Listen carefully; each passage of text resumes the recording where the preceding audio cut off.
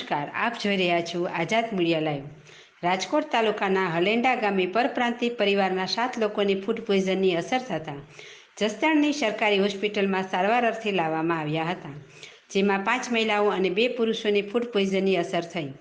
રાત્રિના ભોજન સમયે લીધા બાદ મોડી રાત્રે પેટમાં દુખાવો થતાં સવારના સમયે 108 મારફતે જસદણની સરકારી હોસ્પિટલમાં સારવાર માટે લવાયા।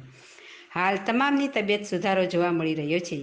એન્કર સંધ્યાબેન ઓઝા, રિપોર્ટર જિગ્નેશ સિદ્ધપરા તથા વિશાલભાઈ ભુવા, આઝાદ મીડિયા લાઈવ, જસદણ।